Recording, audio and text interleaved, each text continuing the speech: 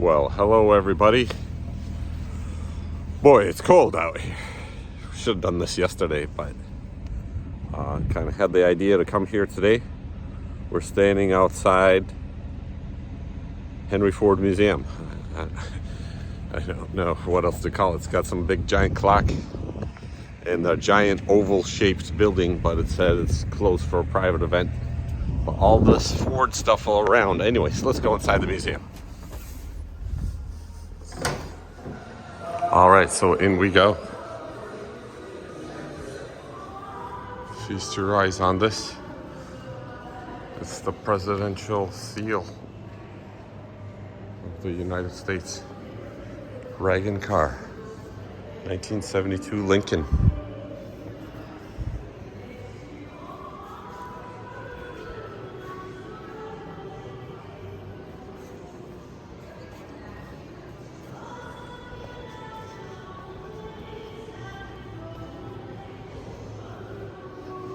It's kind of cool how the bumper drops down and the Secret Service workers could stand and hold on to the handle.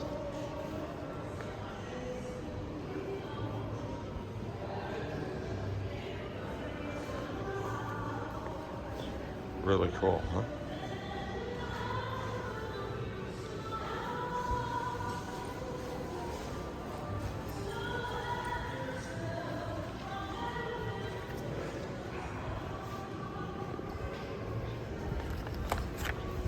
There he is with it.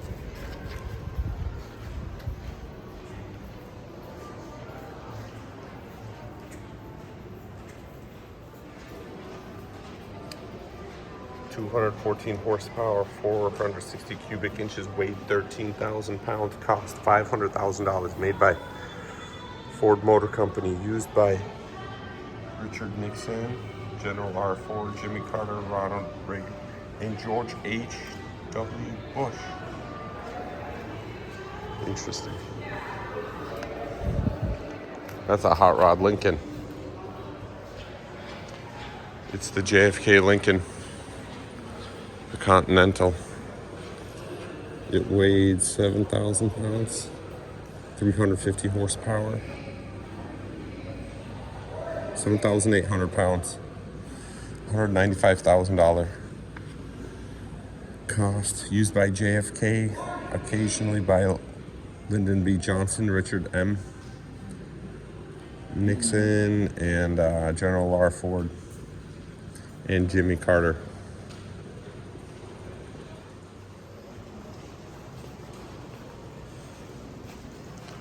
Look at that glass. Crazy, huh? Little seats. We nicknamed this car Duck. Oh. No. Unfortunately, that's like the only name that would fit for it, huh? Unfortunately, but yeah. I'm surprised it's not as, the other one's much heavier. This one said 7,000 pounds. 7,008. Yeah, so much conspiracy theory stuff around the JFK assassination. But yeah, let's look at the car. I guess we don't need to get into that stuff at this time, but we can look at the car. We can look at the car. Looking at Scott. What's he got on? More? I guess that would be the infotainment system back there. Real interesting. Yeah, so they put the, that's how the car was. You can see. Real interesting how they had lots of windows. It looks like a removable top.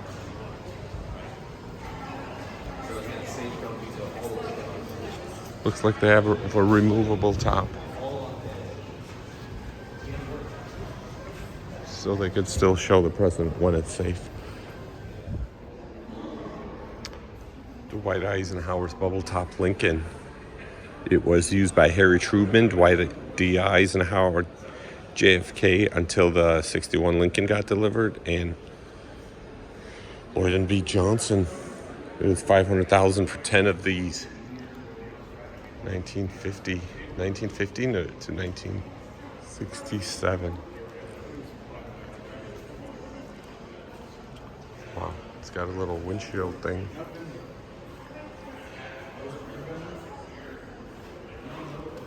Oh, look at the bubble top. Let's stand back. Let's get the most of this car in view. Lincoln.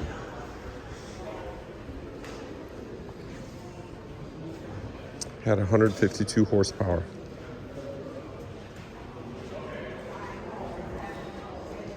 Let's stand back, get a view of it like that.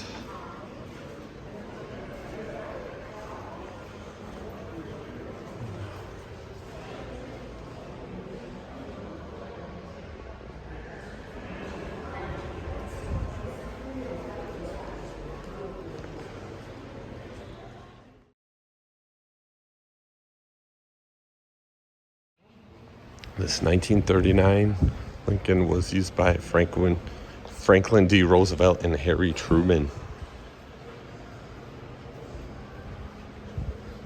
Let's get a closer. Oh, look at the ding on that door, huh? Is that when? That must have been from a bullet shot.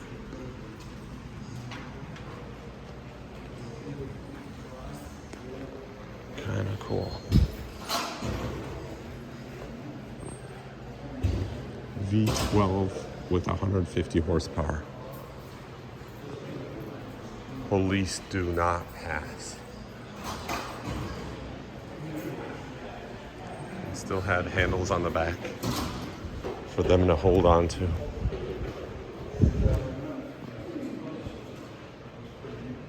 Yeah, interesting. Oh, it's got a ding on the door too. Yeah, Theodore Roosevelt, 1902. Sierra Broham. Wow. Presidential car.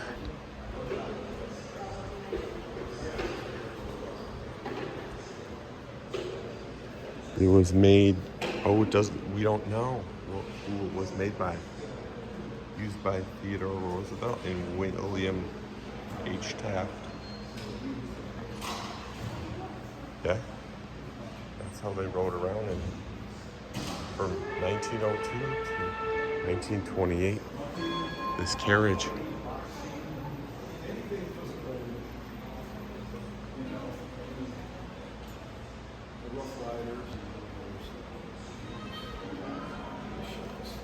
That's it. So this completes the presidential cars. So now we're at the next part of the museum. Look at these. We're at the railroads. Yeah, look at these steam engines.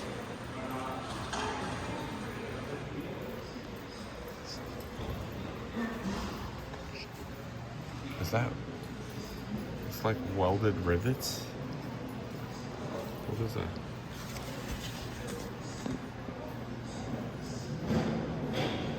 There's a whole lot of them.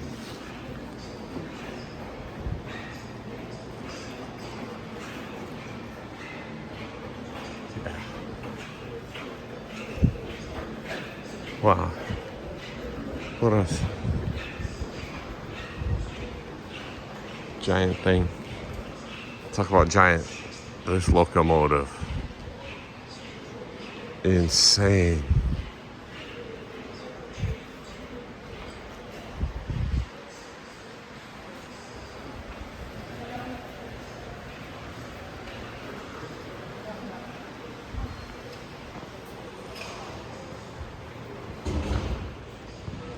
I mean, just to give you some idea. This thing is huge. Look, my head is just up to the ladder here.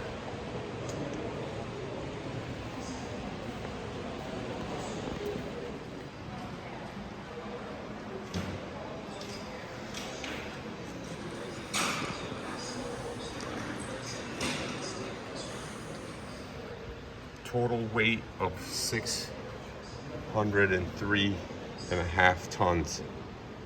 It could haul. See, locomotive and tender weight, 60 miles an hour, and the load could be 1.25 miles long. Valve oil. You see the oil level. Wow. Look at all this iron. My goodness. This thing is... got a little movie about it. Wow. It'd be so awesome to ride one.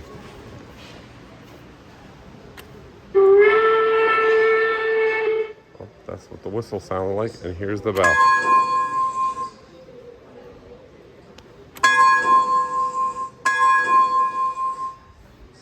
Look at the weight on the wheel.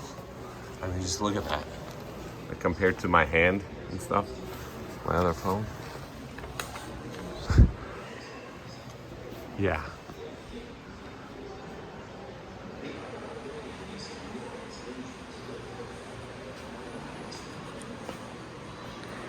Some kind of steam release thing. Valve, look at all these rivets. The pressure in there must be insane.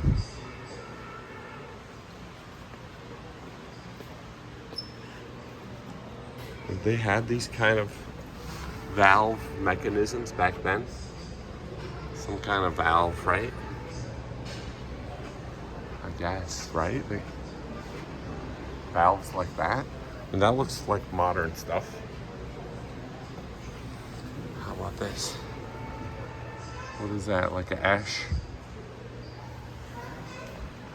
Where the ashes come out? What comes out of here? Anyways, let's climb up the ladder. Here's that other one. We kind of been missing. But this how they traveled. Look, roll down curtains with leather.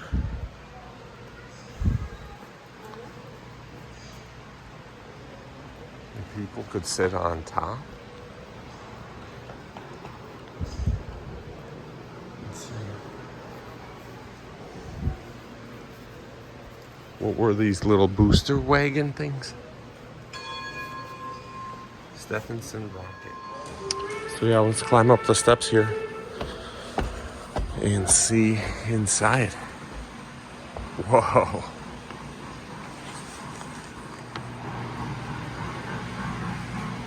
Oh wow. That's where all the coal could be. Just open to the elements. And you just grab it with a shovel and throw it in here. Oh yeah. Right in there. Oh my goodness. Imagine the heat in there. Whoa, you can kind of see the coil in there. Wow. So this is where someone would sit.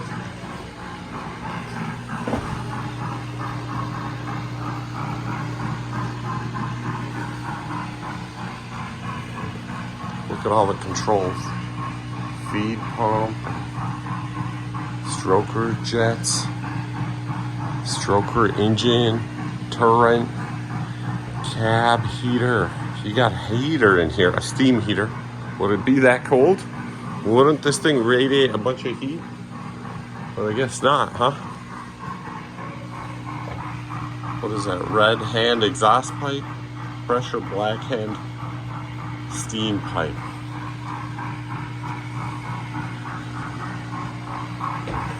Just a bunch of valves. You're like a plumber over here.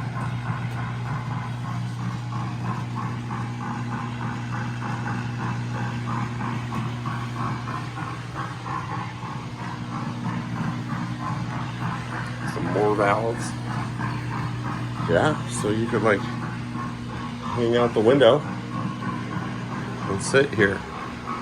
Wait, there's like 10 feet between the seats. Yeah, anyways. So cool. Oh, you could go in there through this little door. You could, I guess, I don't know, where would you go? Or maybe you'd go up top.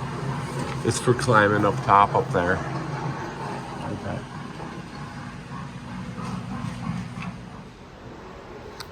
And this train, wow, look at that. That's made of wood, huh? Just, it's got a little steel thingamabob. So this is a wood burning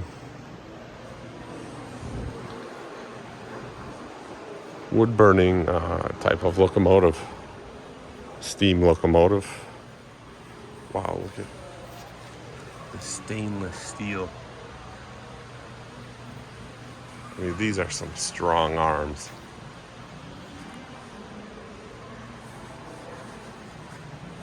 And are these?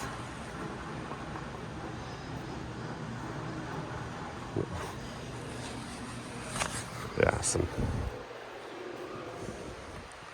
solid iron. Look, there's the wood. It would burn to ride. And there's the back of the steam engine again with its mountain of coal. Passenger cars. Wow.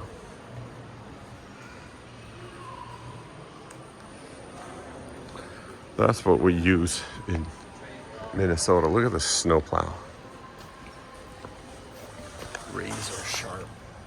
Well, not razor sharp, but you can see my hand. These blades, they're adjustable. You could attach it and pull behind. Must not switch train with plow. Right, I can't believe how high that is. Here I am standing at the front of it, right? The hitch is to my waist. And it looks like another 6 feet above me. Over here, we could look in the side, the window of one of these.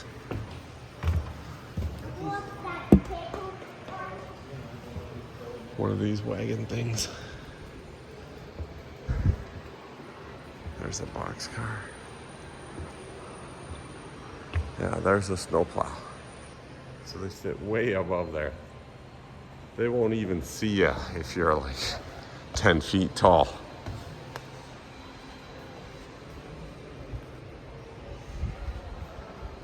Canada Pacific. Yeah. Wow, danger. Lock wings out or drain reservoirs before going behind wing.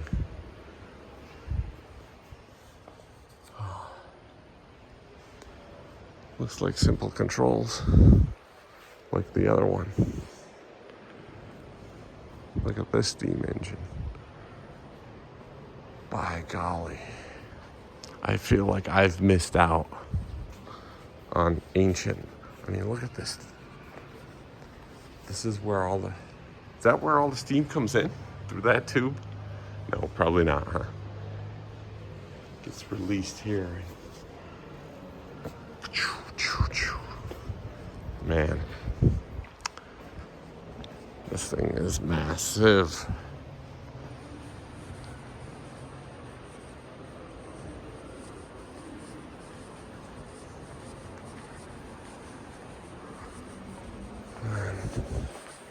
Another passenger car thing.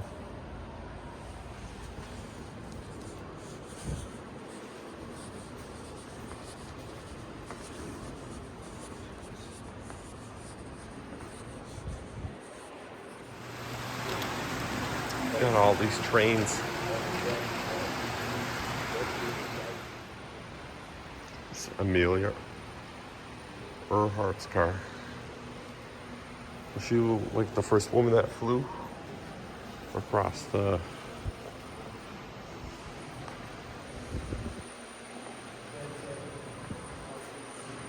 Kind of a cool car.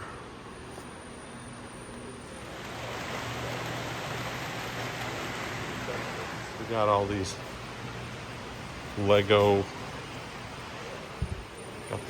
trains riding around. It's kind of cool. Anyways, here they have a Bugatti 41 Royale convertible. What does it say about this car? Longer than Duesenberg, twice the horsepower of a Rolls-Royce, more costly than both put together. The Bugatti Royale was the ultimate automobile, making its owners feel like kings. Not only did it do everything on a grander scale than the world's other great luxury cars, it was also rare, built by Bugatti built only 6 Royales. So yeah. Whereas they were 481 Model J Duesenbergs and 1767 Phantom II Rolls Royces.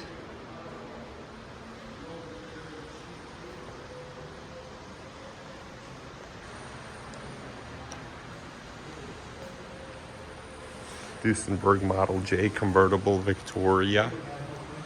Fred Duesenberg set out to build an automotive masterpiece. 265 horsepower engine that could push the car to 116 miles an hour top speed. 481 Model J's between 1928 and 1935 were built. No two are identical because independent coach builders crafted each body to the buyer's specifications.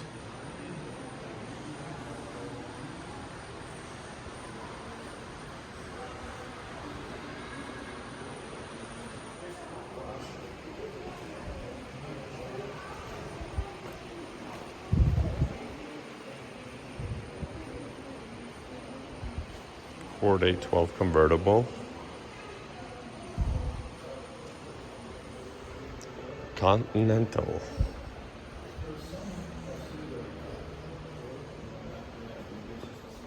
Lincoln Zephyr, and what was this? Doria Trap. One of the most early autos. Price was $1,200. That's what it looked like.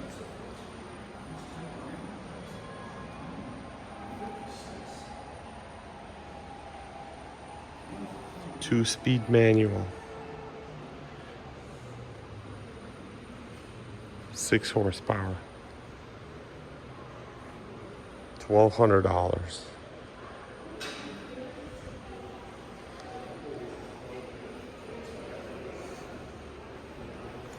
Detroit Electric Model 47. Look at that.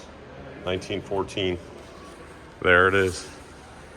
It's an electric car.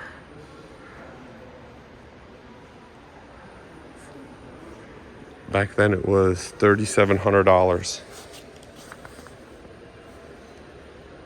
3,600 pounds. So yeah.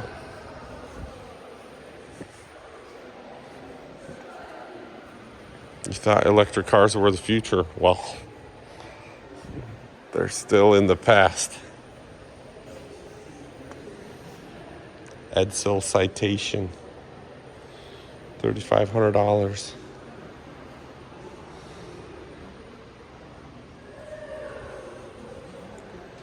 Wise guys call the Edsels a Buick sucking a lemon. The styling. This caught my attention from the back. It's a Tucker 48 sedan. Swooping fenders and 6 exhaust pipe make the Tucker look like Buck Rogers' comic book rocket ship. The center light turns with the front wheels to eliminate corners. Taillights are visible. The doors curve into the roof for easier access. And grills of the rear fenders feed cooling air to the rear mounted engine.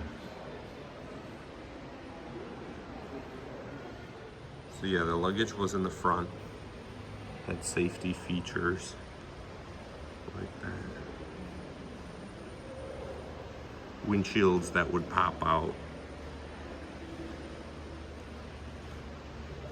And a frame that surrounded the passenger compartment. And headlights that pivoted. One headlight was $2,500. 116 horsepower.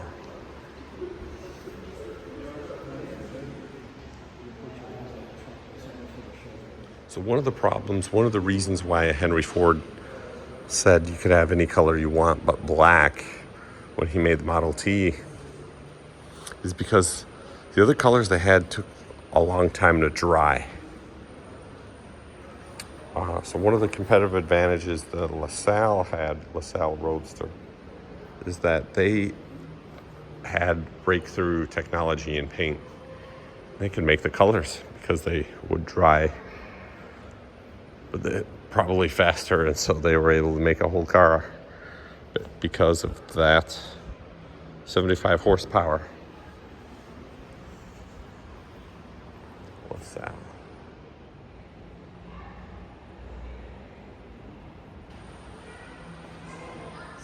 So the Stevens Doria Model U is when everyone started realizing you needed parts like headlights, radiators, engine covers, windshields, and they started coming up with ways to trim and try to make it look stylish and nice, because automobiles were different than the carriage. And so yeah, I'm surprised to see this here. We had an 84 Honda Accord gray. Here's the 83. So it was saying that smaller car, but effective, starting to get built. Wow. I would have taken care of our 84 Honda Accord better if I knew I'd start seeing them in museums. These were motorcycle-based type rocket cars, but they didn't last too long because the Ford Model Ts cost less to build. So yeah. Scripps Booth Rocket, 1913. Mickey Thompson's Warrior concept car, rugged and reliable.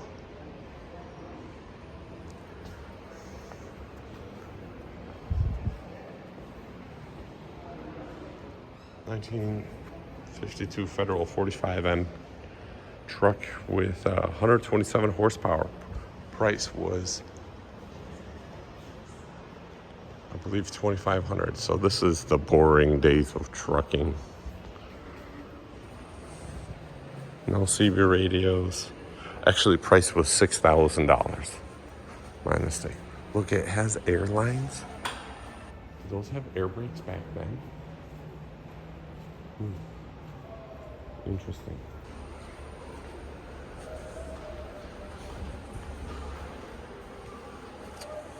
Semi-trailer, 1946.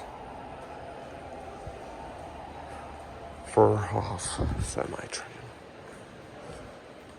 1975 FMC motorhome.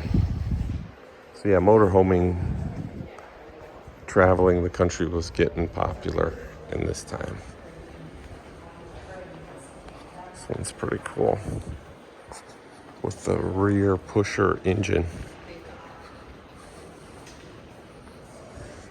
This is a 4 horsepower electric truck, 1900 wood electric truck that would go from distribution center trip twice a day in New York. So even back then, they were experimenting with electric semis. Yeah, electric drive motor right there. Interesting stuff. Look at the tools they had back in the day.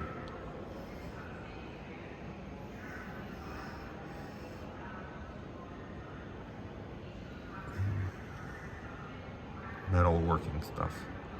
Metalworking dolly is that number 3. Forming tool is number 4. 5 slapping tool.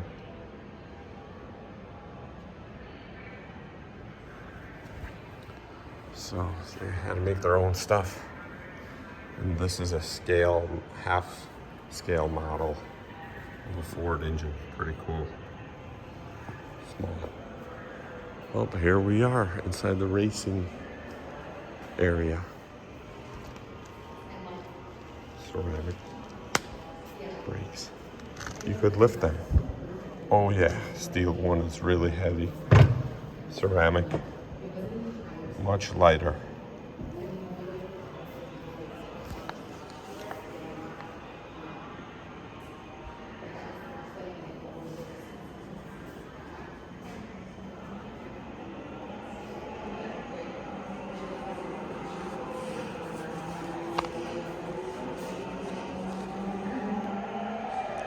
The clay model Ford GT.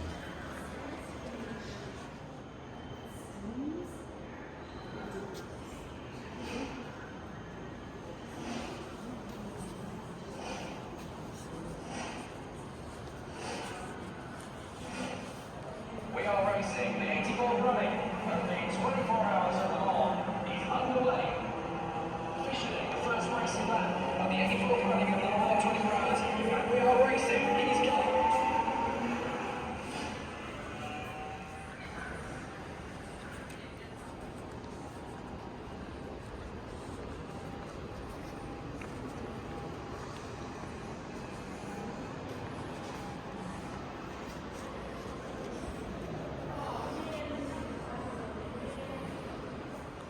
This is the 1973 race David Salt Weathers, David Salt Walters car when it hit the outside wall and exploded. Yikes. Racing was be good enough to qualify for the Indianapolis 500. In 69, I keep saying this, and I'd like to repeat it. In 69, when I won that race, I got fan mail from the Tibet region. And I said, oh, okay, so even there, they know Indianapolis exists. Well, the first one, of course, nothing will ever be like a first win at Indianapolis. Or any race as far as that goes. Pikes Peak would have been my first victory. Will always be my best, that's for sure. But Indianapolis, it for sure was because, number one, when I went... The Indy 500 is a one-of-a-kind race because you only have one opportunity every year to win it. So compared to everything else where it means so much, it's our grand prize. There's only one chance to get it right, and for me, that makes it one of a kind. You know, it doesn't matter if you're it's the best, the most intimidating situation, and I think that's what makes it special. It's a place that you can conquer, especially on the 500, but at the Conqueror's racetrack, it almost means more than any other place.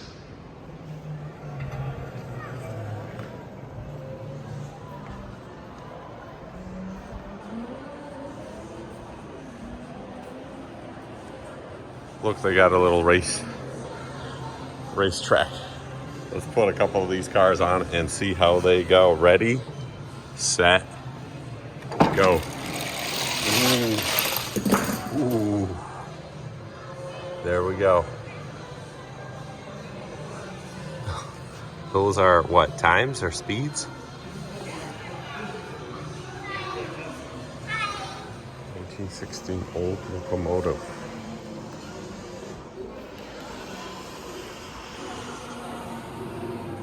Wow, there's a thing called the Vanderbilt Cup.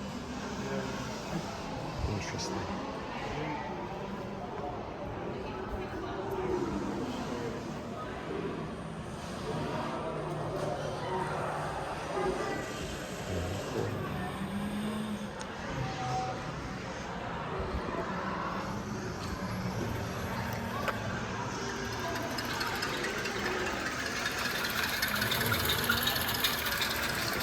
This car.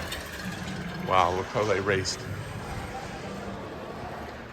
1901 Ford Sweepstakes, promoting business interest through racing.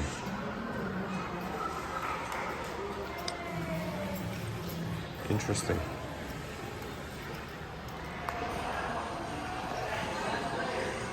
Racing for headlines. So in 1901, Henry Ford was racing because it promoted. It was a great way to get your word out there. And then he stopped racing in 1913 because he was building enough. So he was looking for people to invest through racing. Interesting. So it's Driven to Win America. Ford, 1902 Ford 999. Wow, tether cars. Something our generations these days missed out on. These little engines.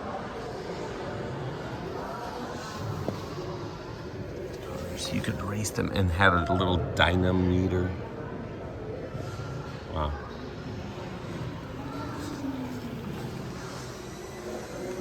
Really cool.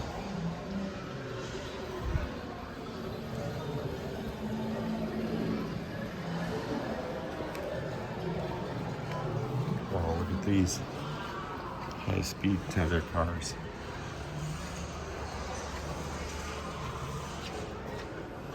So Henry Ford and the builders of this car were afraid to drive their own brutish machine, so they hired a fearless professional bicycle racer named Barney Oldfield. Although he had never driven a car, Oldfield not only mastered it, but also won his first race and became America's first known racing hero. Interesting. 34 horsepower. I mean, it looks pretty. I mean, the radiators. Look at the radiators. Beautiful. It looks pretty dangerous.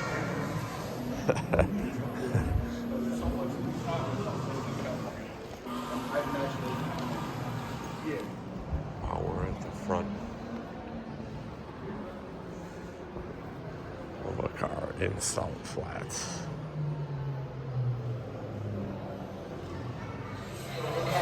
Ken Block's car. They got a little thing to show you how it feels on the Bonneville Salt Flat. It doesn't actually feel like that. I've been there. This car held a record at 409 miles per hour. 1965 Goldenrod. It had 2,400 horsepower. 8,000 pounds.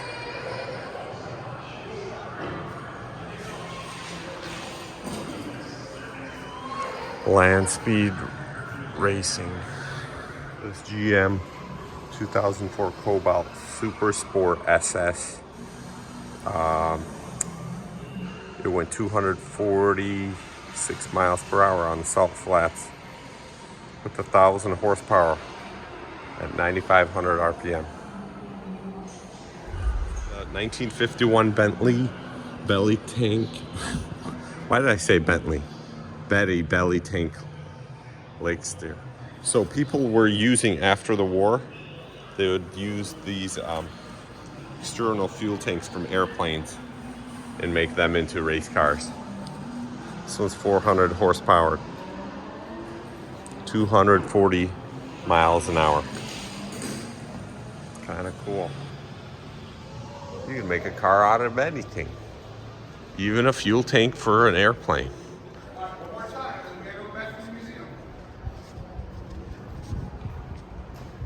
General Motors Ecotec Lakester.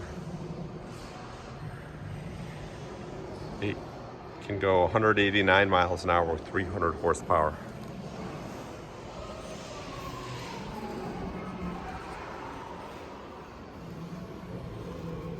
Really cool looking. Or fast.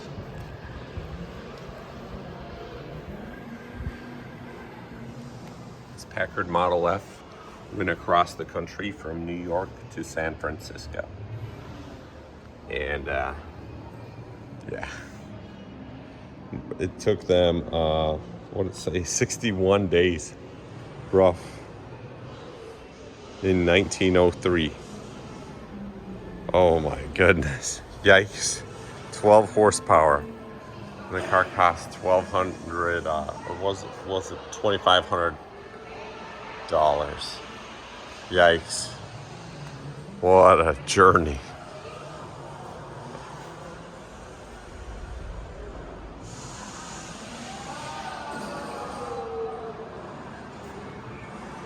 "76 years later, 1979, David Youngborough and David Hines drove a Jaguar XJS on modern highway. And it took them just 32 hours, 51 minutes.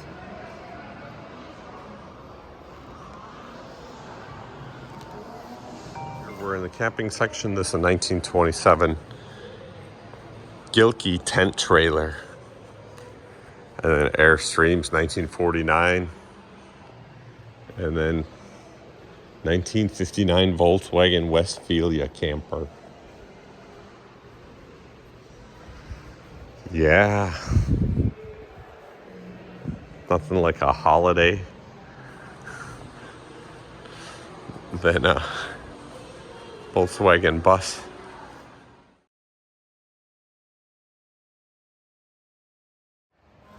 1896 Riker electric tricycle. Electric cars. Electric cars. Crazy, huh?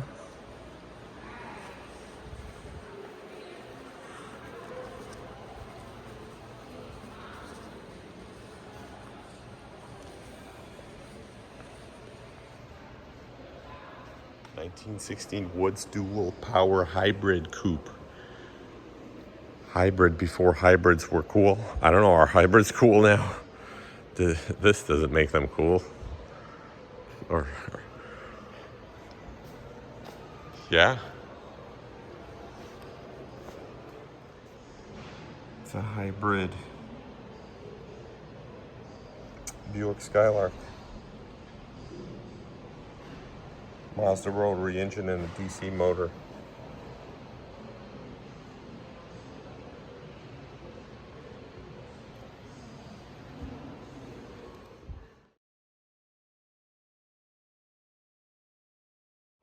Diesel and steam, two engines go their separate ways. Steam engines and diesel engines, primarily industrial power sources. Both were adopted for automobiles, but in the 20th century split paths. 1700 steam powered. 1712 is the first oldest steam engine in the world remaining. Oh, it's here in the museum somewhere. The first cars. 1800s. Diesel power, Rudolph Diesel, 1958 to 1913.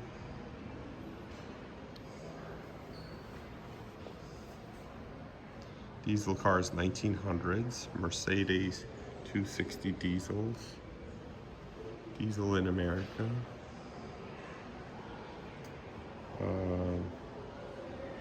General Motors produced diesel passenger cars from 1978 through 1985. The dreadful performance left many with a desolate distaste for diesel. Sightseeing locomotive steam car in Colorado, 1901. Kind of cool. Yeah, remember? Oh, yeah, 84 Oldsmobile. We had an 84 V6 diesel Chevy Celebrity.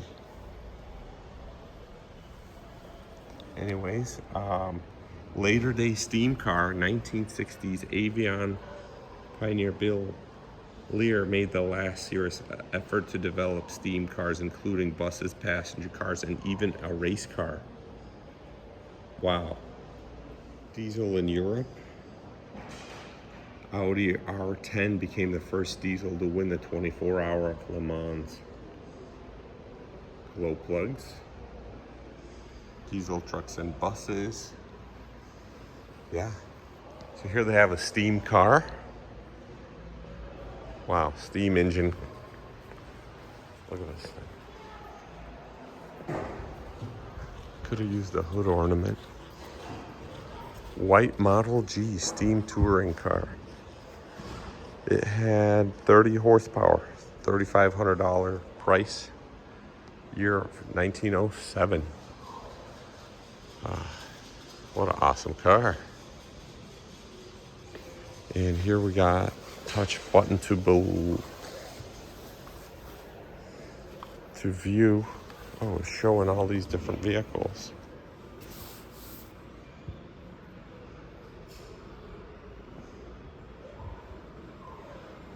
Anyways, 1980 electric runabout. This right here, right?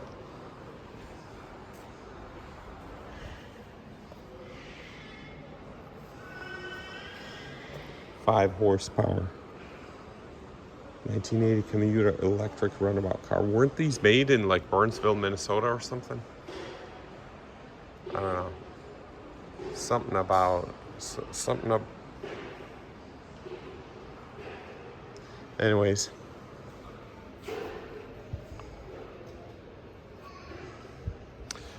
The GM EV1. Wow. Hello, Saturn. It looks like a Saturn to me. But wow. So interesting. Look, it had a combination dial.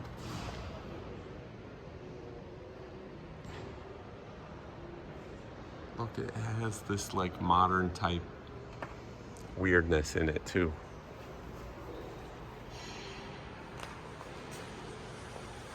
GM EV1.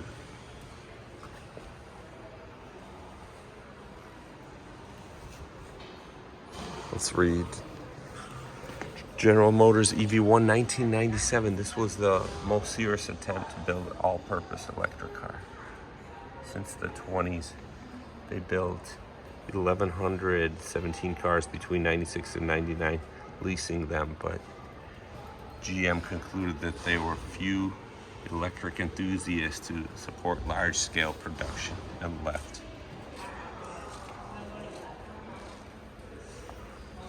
So yeah, lease price was $399 to look. It had 137 horsepower.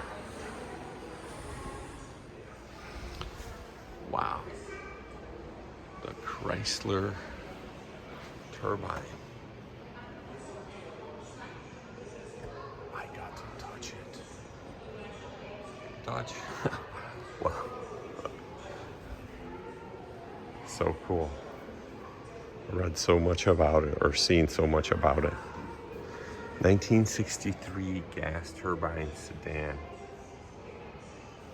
So after World War II, many companies experimented with gas turbines. Chrysler actually put a couple in the public's hands and lent 50 of these to potential customers.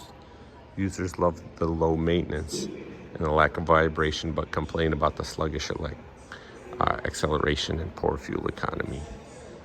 And rising gas prices is really what killed them. GM made a series of concept cars.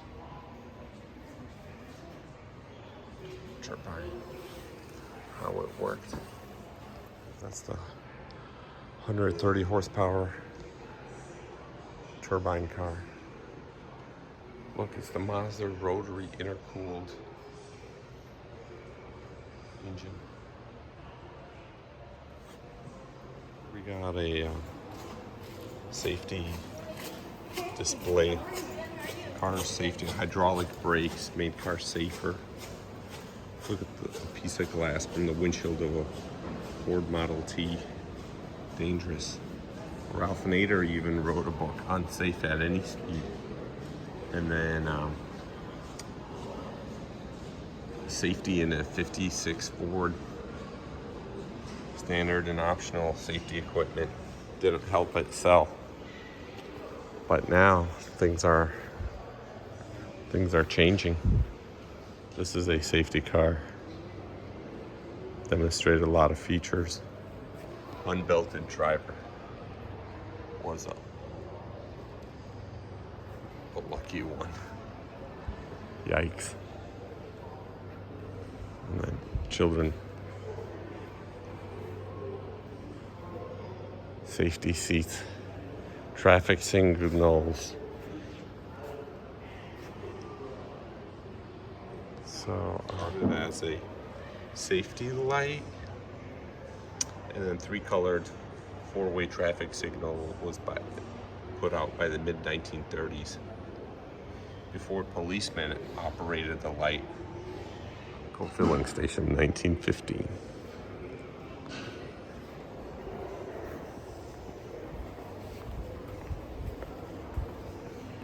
In the 1920s, parking started getting out of control, so parking meters helped it out, helped solve the issue. And then here we got a Plymouth Voyager, 1984.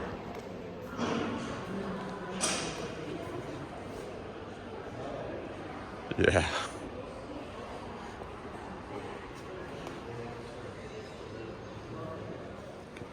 Surprised to see that in a museum. That was a common car for me. 1950 Deluxe Suburban. Packard Model L touring car. 22 horsepower. Look at these things.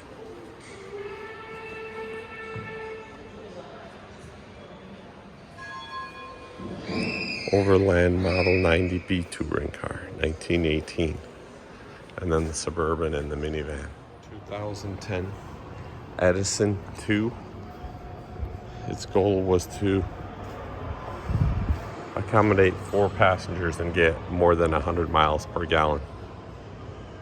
1966 Toyota Corona. This is the car that proved Japanese reliability. And after that, Japanese sedans such as Datsuns started showing the reliability. Dodge Omni Econobox. So later when the Econoboxes of Japan started to show up and there were energy crises, Econoboxes started popping up.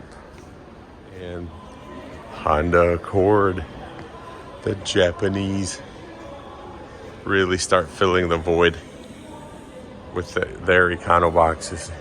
And here they are with the Prius. Talks about the workout you get in the steering wheel. I just did 9 seconds with both hands. So you got a weight down there at the bottom. Anyways, let's start. Boom, boom. Let's see what I can do one-handed. Oh, 9:47. Let's try it again. Boom, boom, boom. Come on, Toretto, Dominic.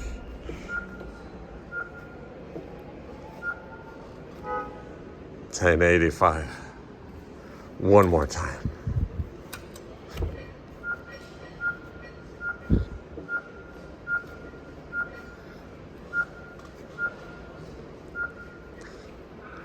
The workout $9.82. Boy, am I slow. Drag race.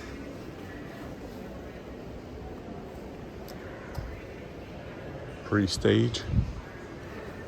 When the light turns green, go. Oh, are we racing? It's reaction time. I don't know if there's two of us. You could test your reaction. I got this little diner booth. I had a nice hot cup of soup. Yeah. I don't know, I'm just getting tired. They got a lot of cars here. From carriages to cars.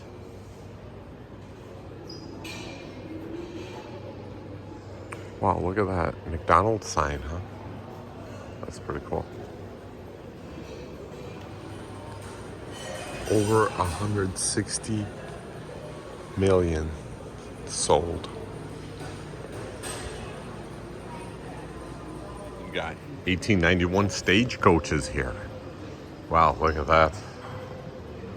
Before there were cars, they had these things.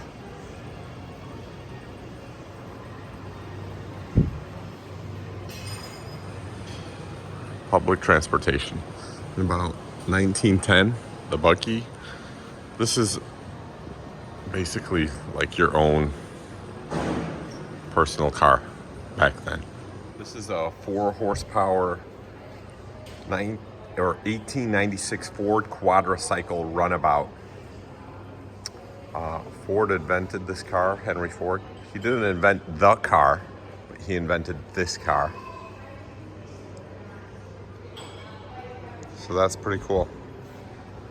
There's a picture of Henry Ford, age 33, in Detroit, fall of 1896.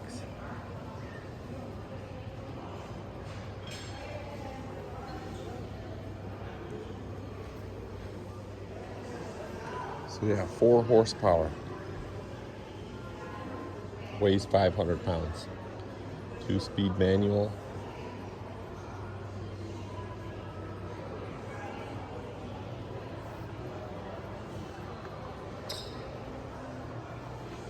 That right there is a 1899 Locomobile runabout.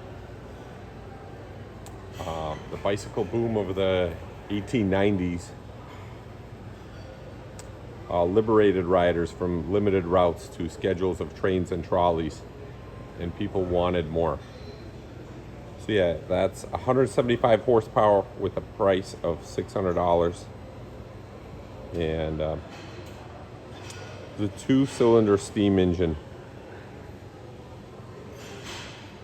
Wow, another electric car, 1901.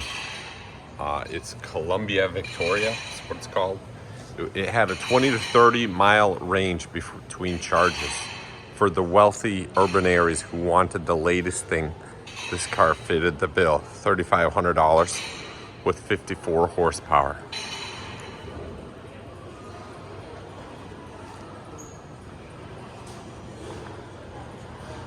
Interesting.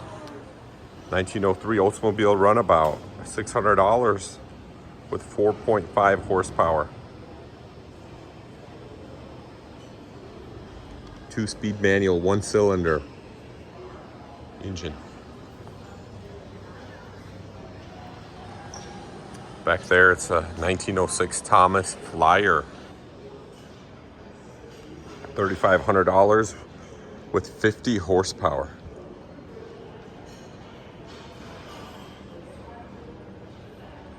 Yeah, luxury. Looks like that. Another, what do they call it? Runabout, huh? 1903 Holzman Runabout. That's what it's called. The farmer's new friend, maybe. $673 with 5 horsepower. Look at that thing. And then the Model N, Ford Model N. $500 with 1,500 horsepower. So yeah. Really, you could see how the progression went on, right? And then the Model T. Model T touring car. How much was it? 22 horsepower and a price of $850. So there you go. This is the car that put Ford on the map, basically. It's kind of interesting how there were other cars out there and kind of Ford kind of experimented, you know. There was already a better car, right? That was 1909, and 1906 is the Thomas Flyer, right? How much was this car? $3,500, right? So this is $3,500. You got these to go through, and so he makes something simple, you know, but better than the most simplest. And then it's like a version of that Flyer, but man, much less the cost. Just a couple years later, right? Let's go back to that. I mean, again, right? Boom, $3,500, $800. Just the simple version, and boom, he's the richest man on the planet. Kind of, right? 1924 Chrysler touring car, $1,395 is the price. $1,395, 68 horsepower. So now we're going fast now. You know what I mean? This is the progression. 1924 Essex coach. Right here. This is $975 with 35 horsepower. I would daily that. Then Ford V8 engine. Oh yeah, increasing, democratizing speed and power. V8 L head valves, 65 horsepower right there. Boom. So yeah. So that's the future. So kind of electric cars have kind of stayed back, right? So now we got LaSalle Coupe, 1937, $995 with a horsepower of 125. You know, already we got practicality. Willys Jeep, 1947. $1,400, 45 horsepower. There's a progression of Willys Jeep to the Jeep Wagoneer, 63, Jeep Cherokee, Jeep Wrangler, Jeep Grand Cherokee.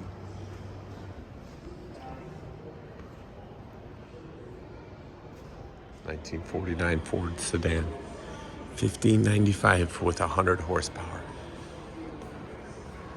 And then a Volkswagen. It's kind of interesting. $1,200 with 30 horsepower. Yeah, the Volkswagen, again, is kind of like the Model T. All this progression. So yeah, nobody's perfect, huh? There's the ad. It's kind of interesting how, like, it's like the Model T after the Model T, right? We know Volkswagen's history. Here's a 1903 Model A runabout. $850 price with 8 horsepower. What in the world is this?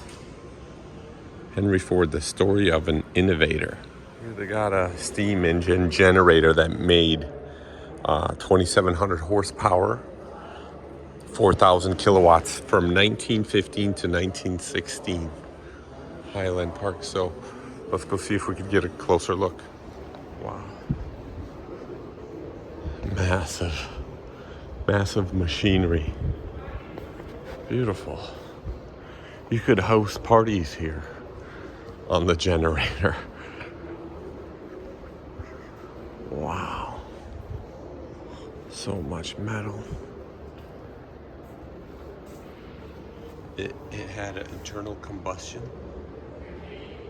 2-cylinder engine and a steam engine in the generator. Just massive sizes. And look, they all, notice all the old stuff it had screws.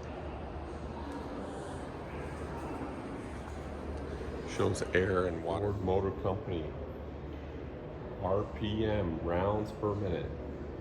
Goes up to 120. DC amp meters. 20,000. Steam. Vacuum receiver, all this stuff. Look at this beautifulness. Wow. I think this is like a scrapper's dream. Think of all the copper windings in that thing. Looks like controls over here. So yeah, there's something else, some other generator over here. Something more modern than this one probably.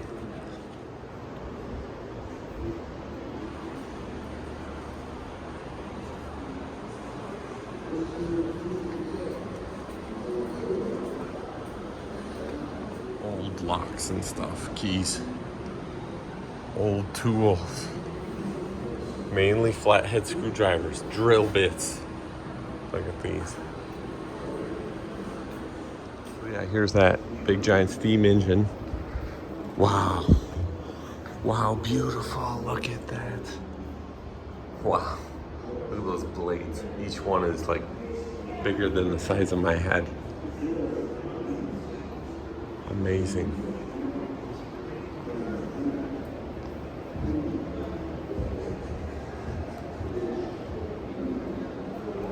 How much power can you make? You crank this generator and these 40-watt light bulbs. Oh man.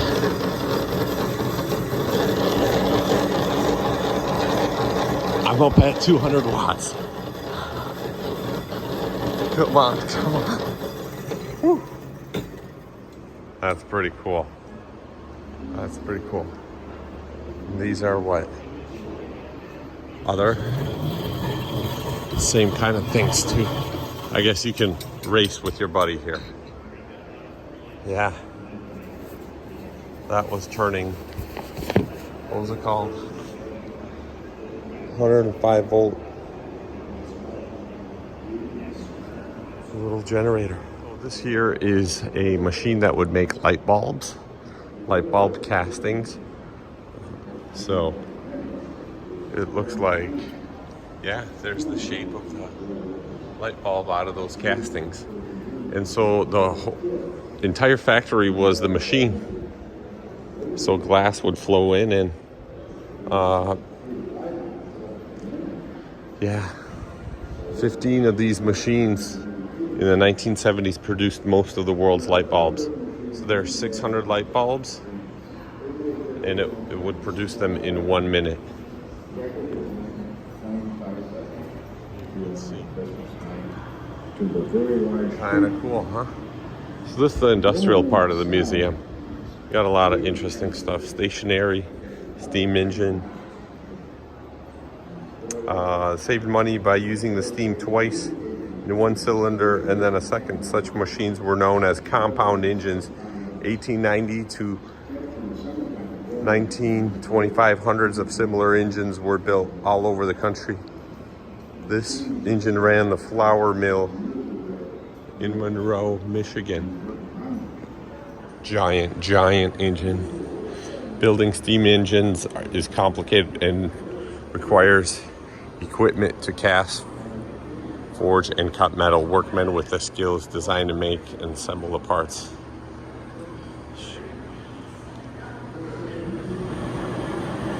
Yeah. Anyways. Wow, here's the Edison General Electric Company generator. Look at that.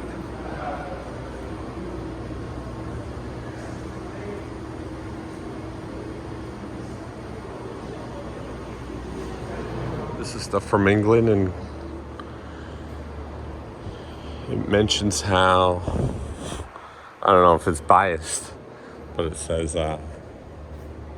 they had dirty machines that made dirty air from coal.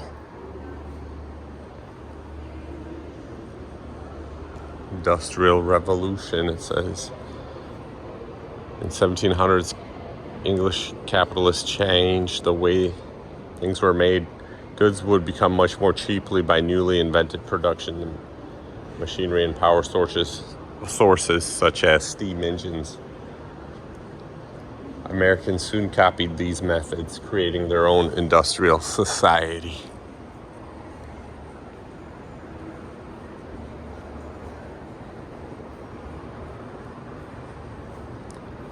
The first modern power source.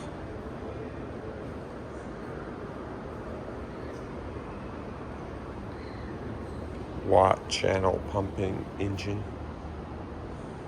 or canal. Wow. Here's a model of a steam engine turning a belt, cranks and pulleys, and giving power to machines in the factory. Look, you got like different gears. You can change your speeds. So this could be a factory in the 30s. So, yeah. Mechanical, all mechanical stuff. One giant steam engine. Big boiler.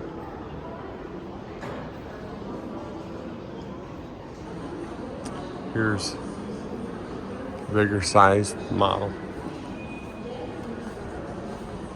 And then out here they got an even bigger one.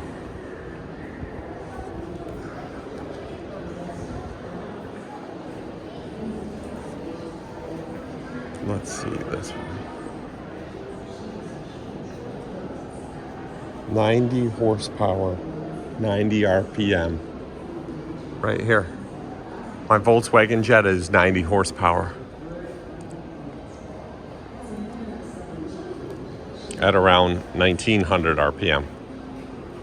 It's the same power, that much more metal. There's a portable steam engine. 1890s. So yeah, that's what a 90 horsepower steam engine looks like. Get up from there and take a stand. It's the Rosa Parks bus right here.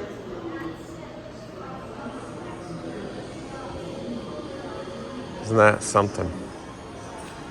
It's a GM General Motors Koji. So yeah, this is the bus where Rosa Parks sat in the spot that was for whites. So right behind that window, this one right here. That's where she sat. Isn't that something? So yeah. The Rosa Parks bus.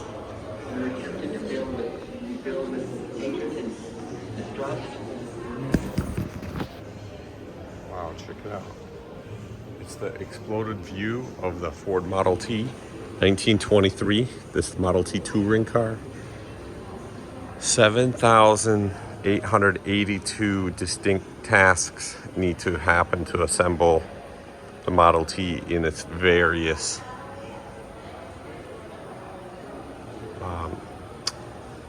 variations of iron, steel, brass, wood, leather, rubber, fabric, and glass parts. Henry Ford lived from 1863 to 1947. 1947, that's the year my dad was born. So yeah, kind of cool. Historic Model T display.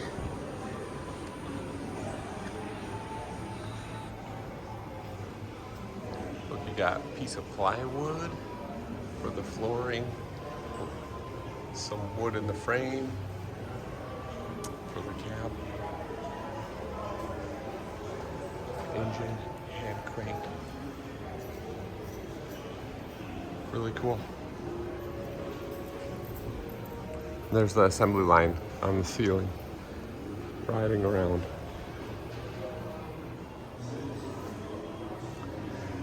Here's another Ford Model T. 1963 is when Henry Ford Model T, he was born Greenfield, Michigan, goes to Detroit. Let's zoom in on all of that, huh?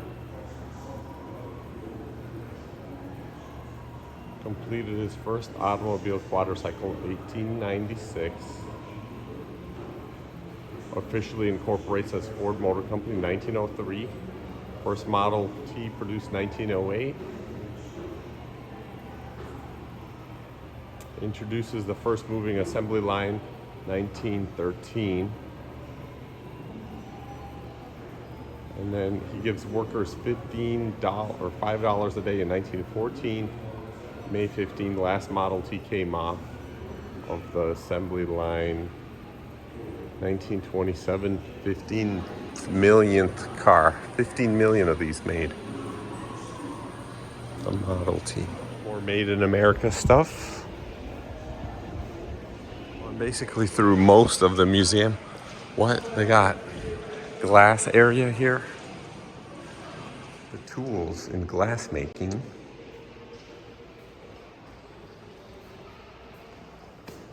Wow, kind of cool.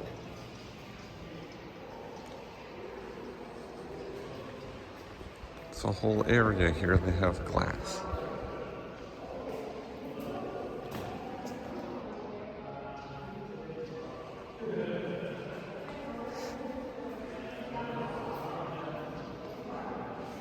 Interesting.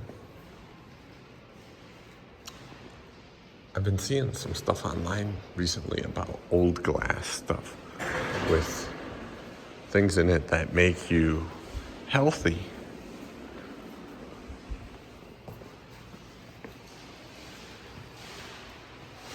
Like different colored glass had some elements in it that promote good health. American Eagle. This is the Mathematica part of the museum. So, yeah. Might be some cool stuff to see here.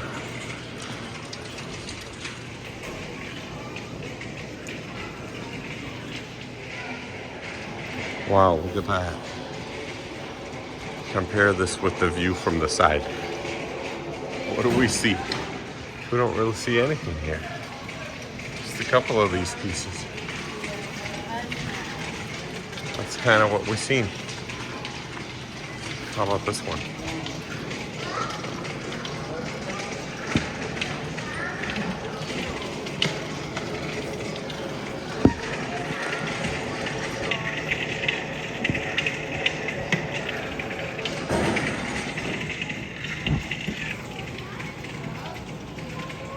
Anyways, I guess you gotta try it yourself. It talks about projections.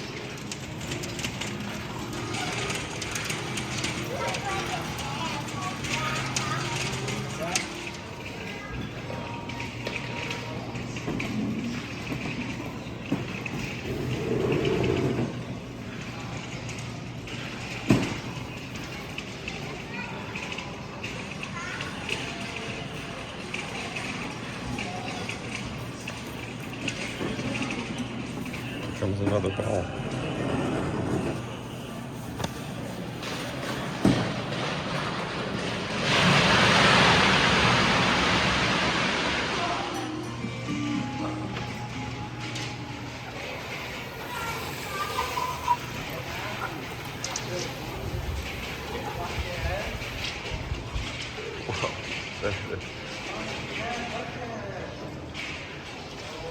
Kind of cool. Topology. It's a multiplication machine.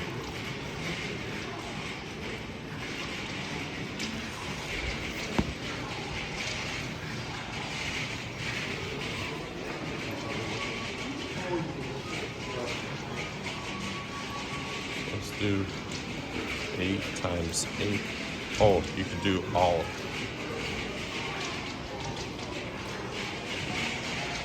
8 times 8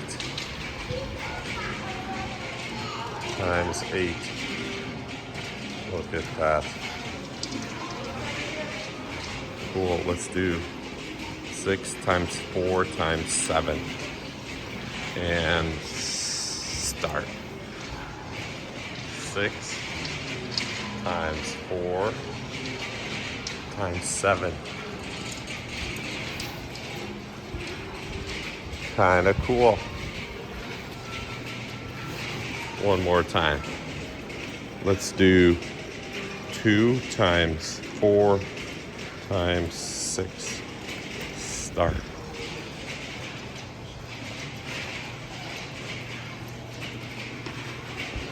Pretty cool. They got molds for chairs. I guess this is the Made in USA part of the museum. Technology. These Overland 1917 automobile. This is a precursor to the Jeep. Oh, okay. Built in Toledo, Ohio, back in 1917. Willys produced them, huh? And it was considered a luxury car back then. It cost about So this was a luxury car competitor to the Model T of the time. It's convertible. Huge back seat, which Henry Ford said was way too big and scandalous stuff can happen. It probably did. So yeah, the Mercedes S-Class of that time. Probably. Wow, the shotguns of those times. 14 gauge. Look at those long shotguns. Dang. This one's huge. Duck gun. 1 1/8 inch bore. Factory rifles from 1860s. Handmade rifles.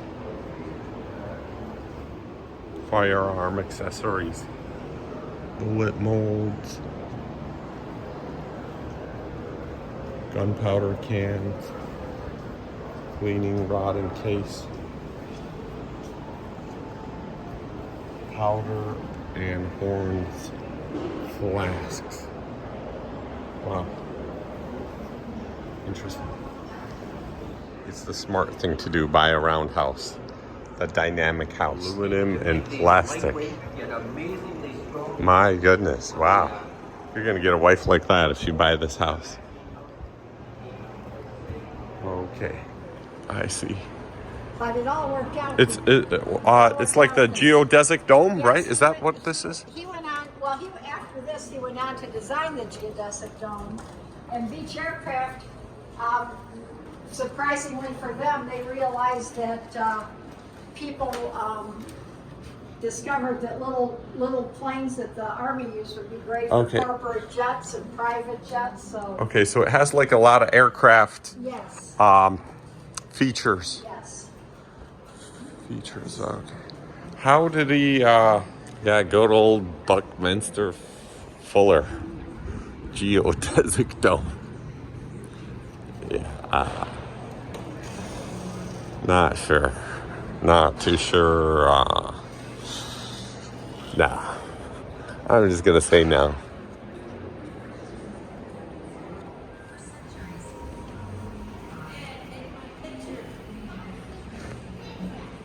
Power on the farm. Combine.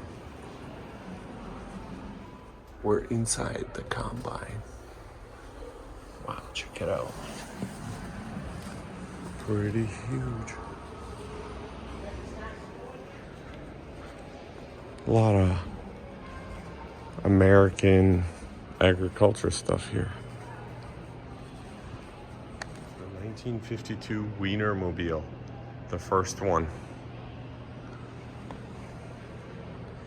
In 1936, Oscar Mayer Company began to promote their hot dogs on the streets of Chicago with the Wienermobile. Only the 1952 model in its original design is the prototype for Oscar Mayer's more recent 1988 fleet. Yeah, kind of cool. How's it look inside?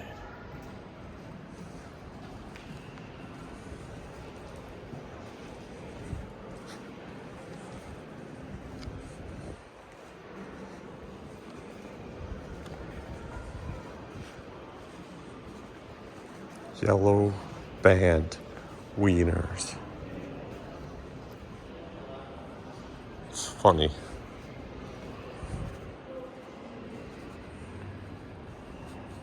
It's a 1916 steam tractor engine, 23 tons. It could pull 8 bottoms, the plows. Huge.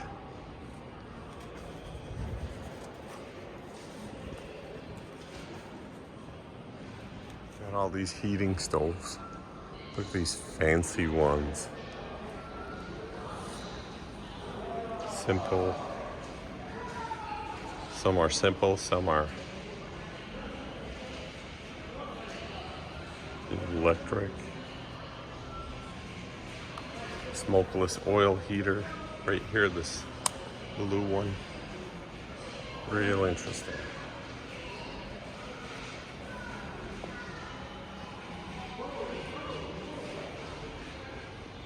'1907 tractor. What is it? Ford Experimental Lightweight Tractor.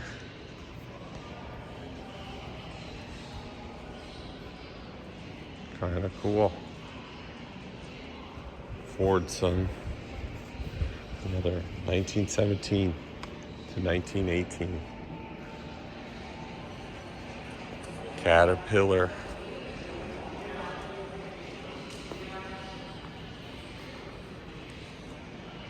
$1929. I bet you the thing still works. Check it out. It's a Colt taken apart. Samuel Colt was proud of making interchangeable gun parts. Kind of cool. This is a cutaway of a 1926 Fordson tractor. Wow. Got the fuel tank up top.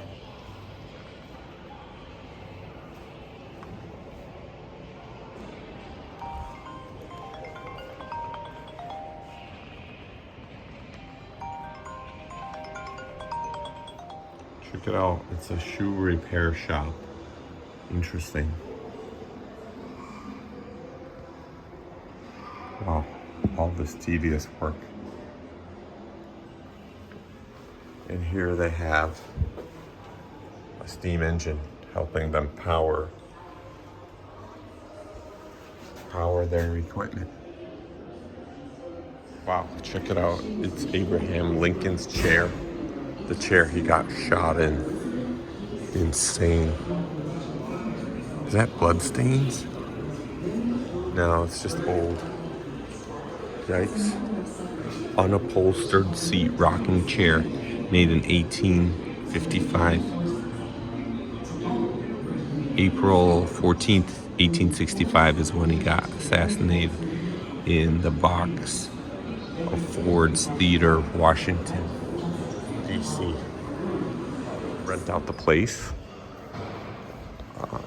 You could do up to a couple thousand people for corporate events, stuff like that. Catered dinner. They also have a bunch of airplanes, part of an airplane exhibit. Anyways, it's been a long day, and now they're setting up for a evening party. You could rent the place. Wouldn't it be a dream for our car hauler company, TCH, the car hauler company, to rent this museum for a night?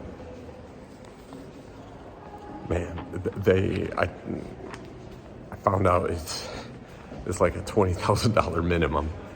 But yeah, that'd be pretty cool. Of course, I'd have to dress better than this, but yeah, that'd be cool to see. All around the museum, they got these Mold-A-Rama things. Santa Claus is this one. I should have at least filmed a couple of them for you, but it's like a vacuum mold thing, or plastic mold thing like that. So for $5 you could get a statue of Henry Ford or a Model T car out of plastic, but I wasn't too fond of them because when you get close to them, they smell bad, like nasty plastic. Here it is. They got corporate events, weddings, any kind of parties. I guess this is the event planning office. You could also tour the F-150 trucks. What? It won't let me out. All right, this was a magical moment. Magical day for me. So I hope you all enjoyed it. Henry Ford Museum of American Innovation. That's what we just seen. Maybe next time we could come do the tour of the assembly plant, the F-150 Rouge plant. But yeah, maybe we could see that. And then they have the villages where they have Henry Ford built a museum for, like, outdoor museum. Yeah, really cool place to see. And I guess they got the trucks over there displayed that they built.